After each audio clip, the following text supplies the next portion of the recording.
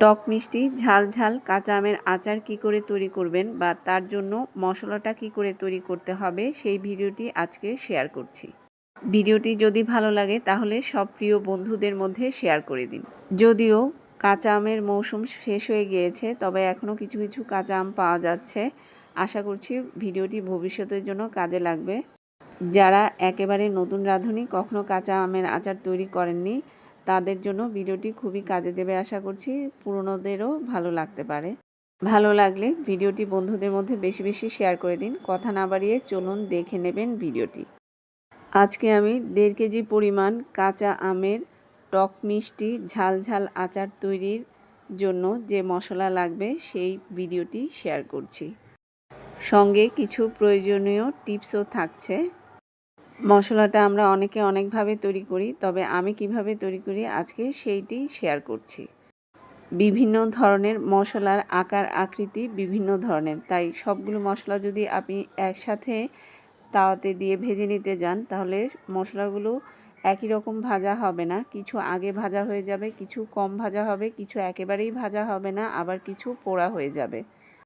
তাই যে কোনো আচারের মশলা তৈরি করতে গেলে আপনি সবসময় মশলাগুলোকে প্রতিটিকে আলাদা আলাদা করে ভেজে নেওয়ার চেষ্টা করবেন। এতে করে আচারের সুগন্ধ এবং স্বাদ দুটোই অনেক গুণ বেশি হবে। কারণ মশলাগুলো আলাদা করে ভেজে নেবার কারণে প্রতিটা মশলার সুগন্ধ এবং স্বাদ একেবারে অটুট থাকবে। কোনোটা বেশি ভাজা হবে না, কোনোটা কম ভাজা হবে না বা পুড়েও যাবে না। আমি এখানে 2 টেবিল চামচ পরিমাণ মৌরি, 2 টেবিল চামচ পরিমাণ সাদা জিরা, 3 টেবিল চামচ পরিমাণ গোটা ধনে ও 1 টেবিল চামচ পরিমাণ পাঁচফোড়ন নিয়েছি হাফ টেবিল চামচ হলুদ সর্ষে, হাফ টেবিল চামচ কালো সর্ষে ও হাফ টেবিল চামচ কালো জিরে।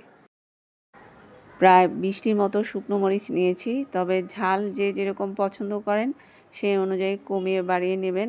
আমি আজকে 1.5 কেজি কাঁচা আমের জন্য এই পরিমাণ মশলা তৈরি করছি।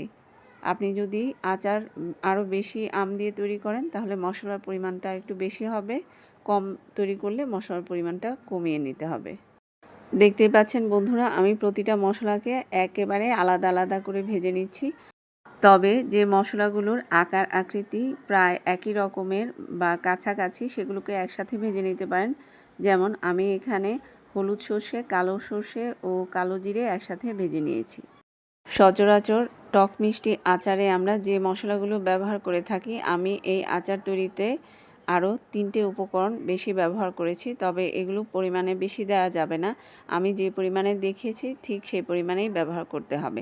আমি এখানে ছোট 1 টুকরো দারুচিনি, 2টো ছোট এলাচ এবং খুবই সামান্য পরিমাণে জয়ত্রী ব্যবহার করেছি।